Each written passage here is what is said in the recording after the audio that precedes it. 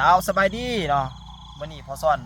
พามาเปลี่ยนบรรยากาศได้จักน้อยก็คือท้องนาป่าเขาที่กำลังเขียวงามทุ่มอยู่พี่น้องแล้วกันอีกบ่โดนนี่แหละก็สิได้เก็บเกี่ยวเขานาปีกันแล้วเนาะอยู่ทางด้านล่างของพอซ่อนนี้ก็คือเป็นพระท้อนอคำเด้อพี่น้องเด้อนี่ทางด้านล่างนี้เป็นพระท้อนอคำเนาะ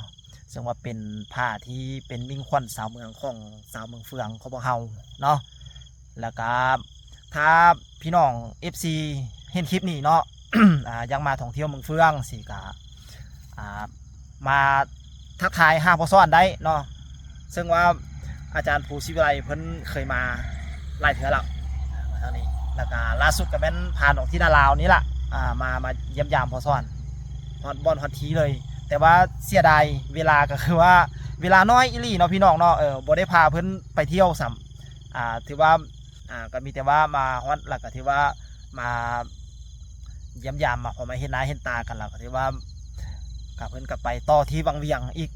เมื่อในนั้นเนาะไปวังเวียงซึ่งในมื้อนี้เนาะก็ถือว่าอากาศนี่ถือว่าปลอดโปร่งสุดๆเลยนี่งามมื้อนี้ท่ามกลางที่พามาสูบอากาศถือว่าโดนได้ออกมาออกจากบ้านมาเท่านึงเนาะก็ถือว่าบรรยากาศดีมื้อนี้เอาล่ะพี่น้องเราก็ยังอยู่ในความเคลื่อนไหว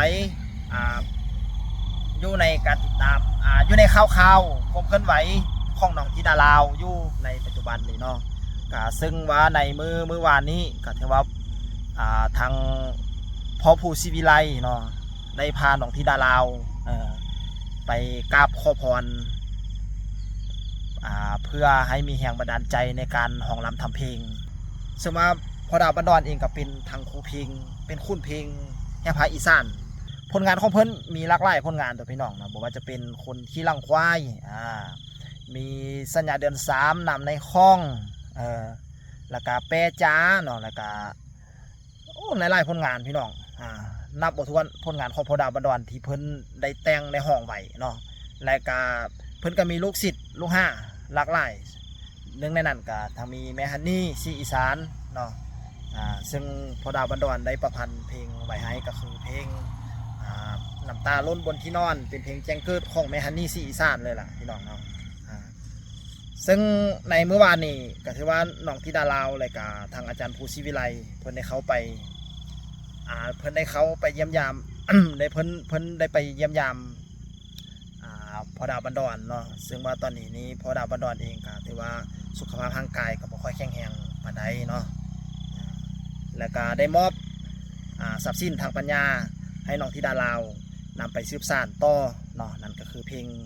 ของแม่ฮันนี่ซีอีสานนี่ละนะพี่น้องเนาะซึ่งว่าพอดาวบันดอนเองก็ได้มีเป็นทรัพย์สินหรือว่าเป็นมรดกนะพี่น้องครับเป็นมรดกตกทอดจากรุ่นสู่รุ่นเลยก็ว่าได้เนาะพี่น้องเนาะเป็นมรดกทางปัญญาเด้อพี่น้องเด้อแต่ว่าเมื่อวานนี้แต่ว่าพ่อปู่ศิวิไลได้กับน้องธิดาลาวได้มอบโอกาสดีๆจากพอดาวบันดอนเนาะถือว่าเป็นมรดกทางปัญญานั่นก็คือเป็นลายลักษณ์อักษรไว้เนาะพี่น้องเนาะก็ถือว่าเป็นข่าวดีถือว่าเป็นที่ยอมรับของพ่อครูคนนึงก็ว่าได้เนาะพี่น้องเนาะเดี๋ยวมาลองเพลงแข่งร้านหน่อยกับคุณตากับลองเพลงแข่งร้านหน่อย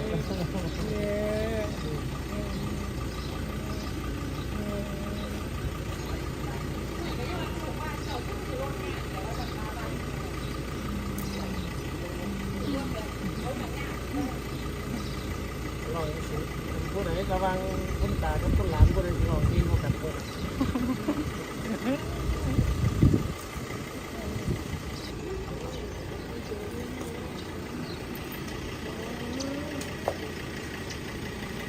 คุณตาดาวบันดอนค่ะกำลังไถ่พอดน้องธิดาเล่าประกับพ่อผู้ค่ะบริพอกันมากเกือบ10 ปีนะคะกับคุณตาค่ะ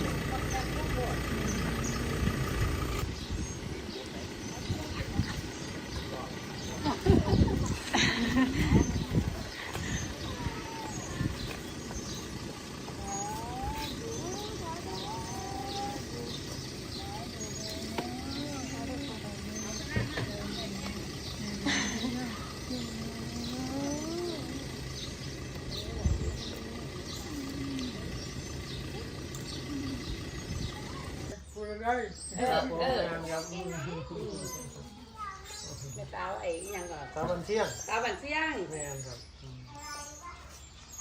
ตะกี้เป็นเบาแว่งเนาะเบาติดเลียดอยู่ผมก็ได้ เนี่ย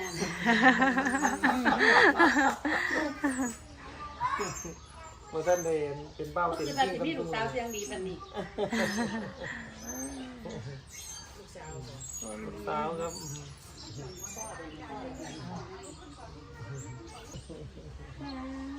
ผมว่าขาดคิดว่าสิเห็นนี่นี่ อันปลูกพักเก็บพักอยู่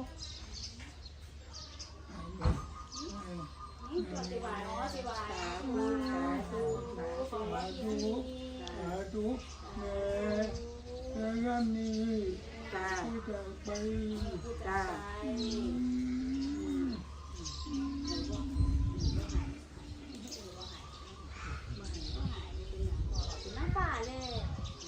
เราอยู่ทางฝ่าบ่อยเราอยู่ทางฝ่า ว่าจังไรก็หั่นแม่ท่าน แม่แล้วพาไปจุดถูกบอกแม่ฮันนี่ด้วยสาวเล่าน้อยนี่นั่งน้อยเพิ่นจะร้องเพลงแม่ฮันนี่อัดแต่เราหาเพลงก็เลยอยากมาขอพรกับแม่ฮันนี่เพิ่น โดนเมื่อละไอ้เป็นโทรมาหาเป็นหลายเห็นบอกอ่ะผมมีผู้วางไหนเรื่องไปนี่เพิ่นเขาไปหาน้องก็ได้บ่ได้เห็นกันเพิ่นก็เจ้าออกติ๊กตอกเลยดูสิพระเจ้าไปสิบังอายุเกียเป็นโทรมาหา เป็นลุงเทพบ่ลุงพูด เดี๋ยวนี้มาเอามันไปกลับไปหมู่เศร้าดีมาจังหันแนวกันข้างงานข้างบันกลุ่มไหนข้าเจ้าผูกข้าเจ้าตายไหมไปไต้หวันบันเอาแต่กระดูกมาว่าสิเฮ็ดบุญจากร้อน เอาละพี่น้องเนาะสำหรับคลิปนี้ก็ถือว่าพอซ่อนก็ขอลาไปก่อนพอๆกันไหมในคลิปหน้าเด้อเนาะพอเฮากันสิมาติดตามข่าวๆของเพิ่นไว้ของน้องธิดาลาวเป็นแต่ละระยะไปเพื่อว่าจะเป็นแห่งผลักดันให้น้องหันก้าวเข้าไปสู้ในความฝันของน้องเนาะแล้วก็ถือว่าก้าวไปสู้ในความใฝ่ฝันของน้องก็ถือว่าพวกเรามาติดตามนำกันในคลิปหน้าสำหรับคลิปนี้ก็ถือว่าพอซ่อนเองก็ขอลาไปก่อนเด้อพี่น้องเนาะกับพร้อมบรรยากาศที่กำลังงามนี่บรรยากาศที่กำลังดีเนาะพี่น้องเนาะท่ามกลางที่ไส้ลมและก็แสงแดดที่กำลังพัดผ่านเข้ามาในตอนนี้ก็ถือว่าเย็นสบายดีพี่น้องก็ถือว่าพบกันใหม่ในคลิปหน้าสำหรับคลิปนี้ขอลาไปก่อนพี่น้องเอ้ยสบายดีบ๊ายบาย